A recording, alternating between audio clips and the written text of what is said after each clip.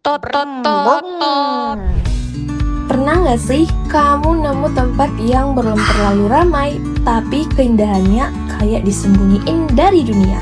Perjalanan ini dimulai dari Situ Cipanten. Dan jujur aja, ini bukan sekedar danau biasa loh guys. Air di sini tuh jernih banget, sampai-sampai kamu bisa lihat dasar danaunya dengan jelas. Konon, dulu tempat ini sempat terbengkalai sebelum akhirnya direvitalisasi dan jadi destinasi hits seperti sekarang. Nah, di sini tuh suasananya tuh asri plus menyejukkan dan menenangkan gitu ya, guys. Jadi tuh ada banyak sekali ikan-ikan warna-warni cantik-cantik pokoknya, dan aku mau menikmati keseruan di Situ Cipanten. Let's go. Sekarang aku udah di bebeknya nih, guys. Sebentar lagi mau hujan sih. Cuman kita mau menikmati Situ Cipanten. Kan ikannya ngikut kan? Coba kita kasih makan ya. Kalau di Kota Majalengka kan panas ya. Nah, kalau kita di Situ Cipanten ini kita bisa ngadem dan benar-benar tenang dan sesejuk itu sih suasananya di sini. Yang bikin unik, warna airnya bisa berubah tergantung cuaca dan cahaya. Kadang hijau toska, kadang biru jernih. Magis banget. Di sini kamu bisa naik perahu, foto bareng ikan, atau sekedar duduk santai menikmati suasana. Simple tapi nagih banget.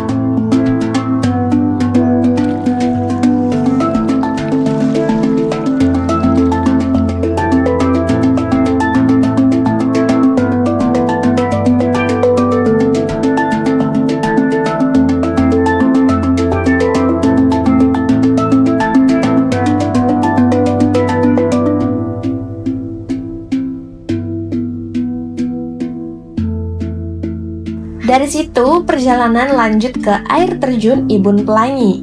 Dan ternyata, nama Pelangi itu bukan sekedar nama loh. Kalau datang di waktu yang pas, kamu bisa lihat bias cahaya yang membentuk pelangi kecil di antara air terjun.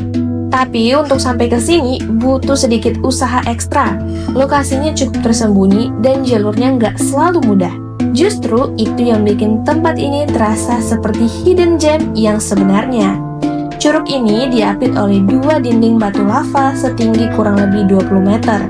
Formasi batuannya bikin pemandangan terlihat eksotis dan berbeda dari air terjun kebanyakan. Udara di sekitarnya pun kerasa sejuk dan alami, apalagi saat pagi dan sore hari. Ketika sudut matahari berada di sekitar 60 derajat, cahaya yang masuk ke area curug bikin suasananya jadi dramatis.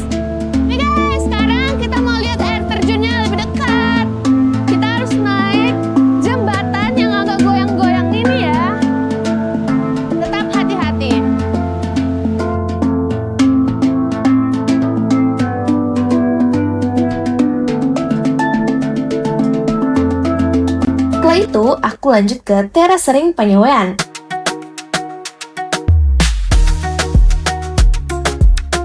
Halo semuanya, sekarang ini udah hari keberikutnya. Aku ada di Majalengka dan pagi-pagi jam 7 sekarang kita udah bergerak ke Teras Sering Panyawean. Kita mau lihat panorama dari atas sini, ngelihat perkebunan atau lahan pertanian dari Panyawean ini sendiri. Nah, langsung aja yuk kita nikmatin udara dan pemandangan yang ada di sini. Let's go! Ini adalah salah satu ikon wisata Majalengka yang lokasinya berada di lereng Gunung Ciremai dengan ketinggian sekitar 2000 mdpl. Oh ya guys, tempat ini juga dijuluki sebagai Ubudnya Majalengka loh. Tapi bedanya kalau di Ubud kan teras seringnya ditanamin padi. Nah kalau di Panyawean ini tuh banyak ditanami sama sayuran, cabe, ada tadi kol, dan paling banyak juga ada tanaman bawang. Gitu deh. Sistem teras sering ini sudah digunakan sejak lama oleh masyarakat sebagai cara untuk mencegah erosi dan menjaga air tetap meresap ke tanah di perbukitan.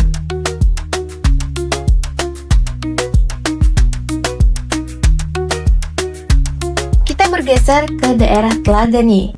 Di sini aku nemuin tempat yang cukup unik sekaligus punya cerita yang bikin merinding. Namanya Waterleiden Cigowong. Tempat ini merupakan saluran air peninggalan zaman kolonial Belanda yang dulunya digunakan sebagai sistem distribusi air bersih. Nah teman-teman, teman-teman, sekarang mata airnya itu udah kelihatan dari sini, cuman harus nyebrang lagi ke tempat pemandiannya yang ada di sebelah sana tuh. Agak serem ya, tapi nggak apa-apa, kita lewatin. Let's go!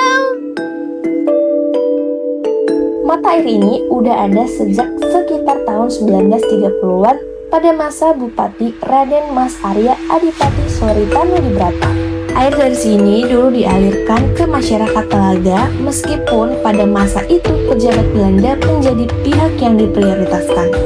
Tapi bukan cuma itu, tempat ini juga punya cerita mistis yang kuat di masyarakat. Katanya, sering ada kejadian kesurupan, bahkan ada mitos tentang penunggu yang berwujud ular besar. Di sisi lain, mata air ini juga dipercaya punya khasiat menyembuhkan. Jadi, antara sejarah, suasana, dan cerita mistis, semuanya campur jadi satu di tempat ini.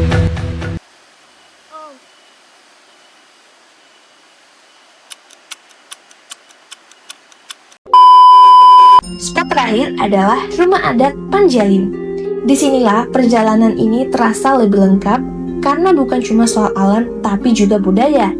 Rumah adat ini sudah berdiri sejak akhir abad ke-14 pada masa Syekh Syarif Hidayatullah atau Sunan Gunung Jati dan menjadi salah satu saksi penyebaran Islam di Majalengka.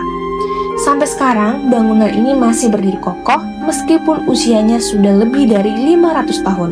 Strukturnya berupa rumah panggung dengan 16 tiang penyangga dan seluruh bangunannya menggunakan kayu jati. Selain sebagai bangunan bersejarah, tempat ini juga masih digunakan untuk kegiatan adat dan pelestarian budaya masyarakat setempat. Dari air yang jernih, air terjun tersembunyi, sawah bertingkat yang megah, peninggalan sejarah, sampai warisan budaya, Majalengka ternyata punya segalanya. Bukan cuma soal pemandangan, tapi juga cerita di balik setiap tempatnya. Jadi, kalau kamu lagi nyari destinasi yang gak cuma indah, tapi juga punya rasa, mungkin Majalengka bisa jadi jawaban. Dan siapa tahu perjalanan kamu ke sini bakal jadi cerita yang gak kalah seru. Karena kadang tempat terbaik bukan yang paling terkenal, tapi yang paling berkesan.